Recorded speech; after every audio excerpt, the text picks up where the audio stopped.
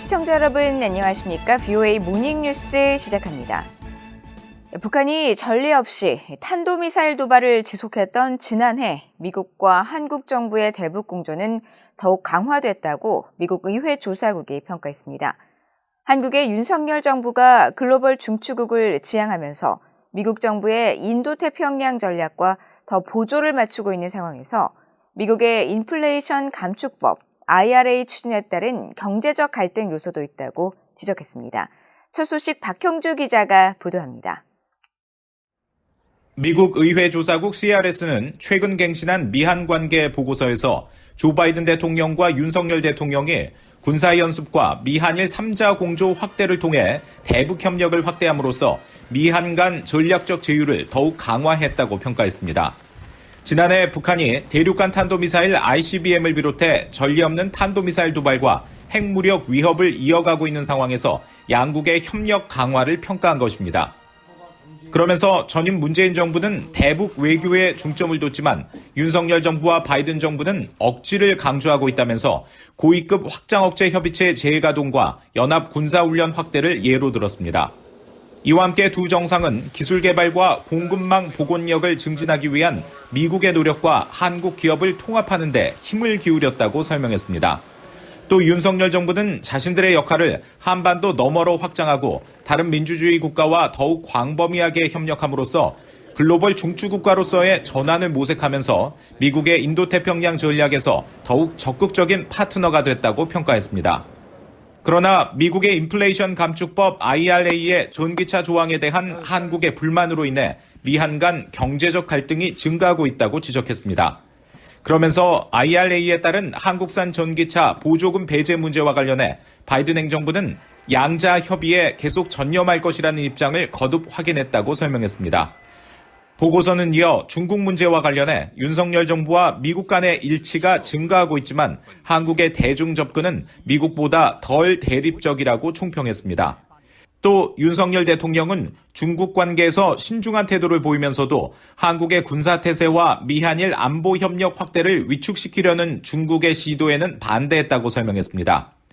한일 관계에 대해서는 바이든 행정부의 동료와 함께 두 나라가 관계 개선 조치에 나섰다면서 지난해 미한일 정상회담, 3자 군사훈련 확대, 북한 미사일 관련 실시간 정보 공유 등을 언급했습니다. 그러나 한국과 일본이 신뢰를 심화하기 위해 가장 골치 아픈 역사 문제를 어떤 방식으로 해소할지는 여전히 불확실하다고 지적했습니다. 의회 조사국은 이어 별도의 미일 관계 보고서에서 의회는 미일 관계와 관련해 미일 동맹의 힘에 초점을 맞추고 있다면서 특히 대중국 전략에서 미일 공조와 한일 안보 협력 방안에 관심을 두고 있다고 밝혔습니다.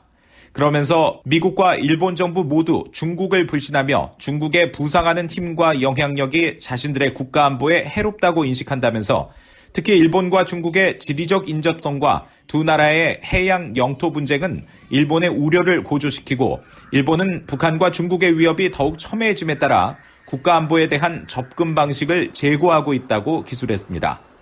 VOA 뉴스 박형주입니다. 북한이 지난해 미사일 도발에 거의 1조 원, 미화로 약 8억 800만 달러를 쏟아부었으며 이것은 북한의 부족한 식량 전체를 살 수 있는 어마어마한 돈이라고 한국의 권영세 통일부 장관이 말했습니다. 권영세 장관은 15일 한국의 국영방송 KTV의 국정대담에서 이같이 지적하고 김정은 정권의 지속적인 도발 의도에 대해서는 북한은 한반도의 긴장 고조가 내부적으로도 유리하고 체제를 안정화한다고 생각한다면서 북한은 올해도 대남 압박을 계속하는 것이 대한민국으로부터 더 양보를 받아낼 방법이라고 생각하고 긴장을 조성하는 방향으로 나올 것 같다고 밝혔습니다. 권 장관은 그러나 올해는 어떻게 해서든 북한과 대화를 시작할 수 있도록 할 생각이라면서 지금 남북 관계에서 가장 시급한 일은 대화가 이루어지는 것이라고 강조했습니다. 조 바이든 미국 대통령이 16일을 종교 자유의 날로 선포하고 전 세계 종교 박해에 맞서고 있는 미국 행정부의 노력을 강조했습니다. 앞서 한인 이민 120주년과 한인의 날을 기념해선 한인의 기여로 미국의 위상이 강화했다는 축하 성명을 발표했습니다. 조은정 기자가 보도합니다. 조 바이든 대통령이 1월 16일을 종교 자유의 날로 지정하고 선포문을 발표했습니다. 바이든 대통령은 선포문에서 지난해 전 세계 종교 자유와 소수 종교인 보호 촉진을 위해 2천만 달러를 지원하는 등 종교 박해에 맞서기 위한 미국 정부의 노력을 강조하면서 모든 사람들이 두려움 없이 자신의 신앙을 실천할 수 있도록 하기 위함이라고 설명했습니다. 또 국제종교자유연맹 창립 회원국인 미국은 종교적 소수 집단 권리 증진 등을 위해 국제 파트너들과 협력해 왔다고 밝히고 여전히 국경과 그 너머 수많은 사람들이 믿음을 실천하는 데 두려움과 박해에 직면한다면서 모든 종교인들이 차별 없는 동등한 존중을 받을 수 있을 때까지 함께 노력하자고 강조했습니다. 북한은 미국이 22년째 지목한 종교자유 특별 우려국입니다. 지난해 12월 국무부는 북한을 종교자유에 대한 심각한 침해에 가담하거나 이를 묵인한 국가라고 비판했습니다. 이보다 앞선 6월에는 국제종교자유 보고서를 공개하고 북한은 어떤 종교적 활동이든 이에 관여한 개인에 대해 처형과 고문 등을 자행하고 있다는 보고가 있다고 지적했었습니다. 바이든 대통령은 한인 이민 120주년과 한인의 날을 축하하는 기념성명도 발표했습니다. 바이든 대통령은 120년 전 한국인 102명이 새로운 시작을 찾아 하와이에 도착했다면서 그들은 용기라는 전형적인 미국인의 특성을 공유했다고 강조했습니다. 그러면서 오늘날 한국계 미국인들은 우리나라를 형성하고 통합하면서 고유의 재능으로 군과 시민사회, 과학, 문화, 의료 등 여러 분야에서 활약하면서 미국을 새로운 수준으로 끌어올리고 있다고 밝혔습니다. 바이든 대통령은 특히 전 세계의 평화와 민주주의, 안정에 대한 지속적인 위협과 도전에 직면한 가운데 올해 미한 동맹 70주년과 함께 오늘은 철통 같은 한국과의 관계를 재확인할 수 있는 기회를 제공해 준다고 강조했습니다. 또 지난해 5월 서울 방문을 언급하면서 미국과 한국의 관계는 그 어느 때보다 강력하고 활기차다는 점을 재확인했다면서 함께할 때 우리는 더 강해진다며 같이 갑시다라고 밝혔습니다. VOA 뉴스 조은정입니다. 아프리카 서부 베냉에 세워진 대형 동상을 대북 제재 대상인 북한 측 업체가 제작한 내용을 VOA가 보도했는데 베냉 정부 고위 관리가 부인하고 나섰습니다. 그러나 이 관리는 VOA가 확보한 증거를 제시하자 인터뷰를 중단했습니다. 함지아 기자입니다.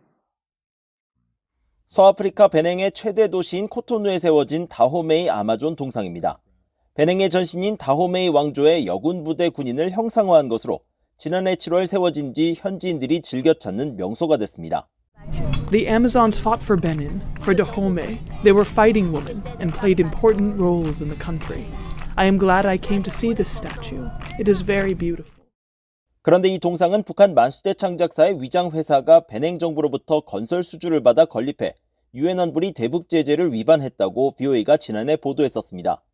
하지만 베냉 관광문화예술부 장관은 최근 VOA 현지 기자와의 인터뷰에서 이 동상은 유명 조각가가 디자인했고 중국 회사가 제작했다며 관련 의혹을 부인했습니다.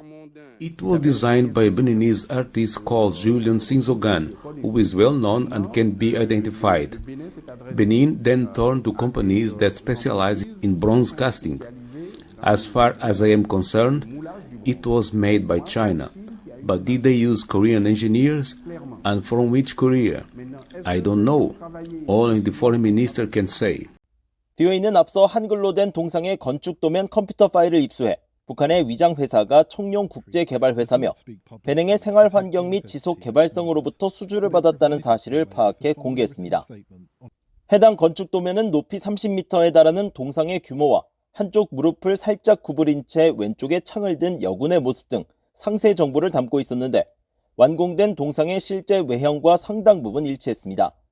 현지 VOA 기자가 이 건축 도면을 제시하며 청룡국제개발회사가 북한 만수대 창작사의 위장회사라는 사실을 알았느냐라고 질문하자 아빈볼라 장관은 곧바로 인터뷰를 중단시켰습니다.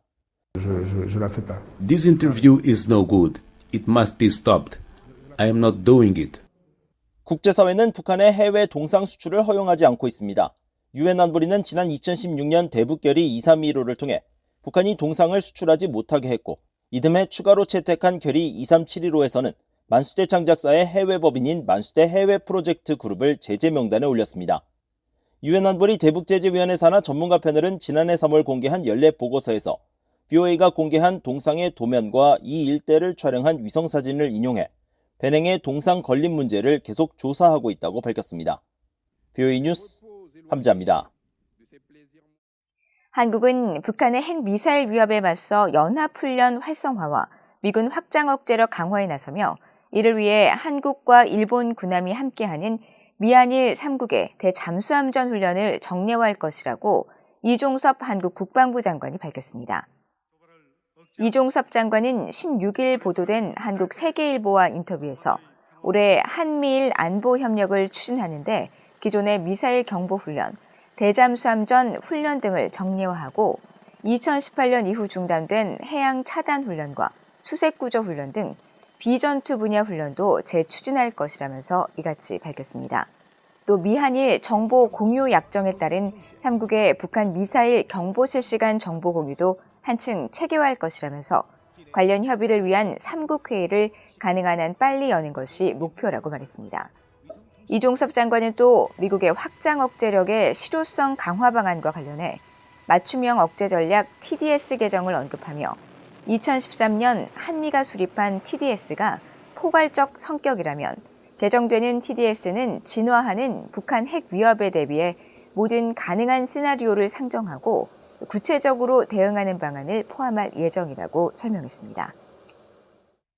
북한 정부 산하 해킹 조직이 지난해 6월 블록체인 플랫폼인 하모니 브릿지에서 탈취한 자금 중 약 6,350만 달러어치를 최근 이체했다는 주장이 제기됐습니다.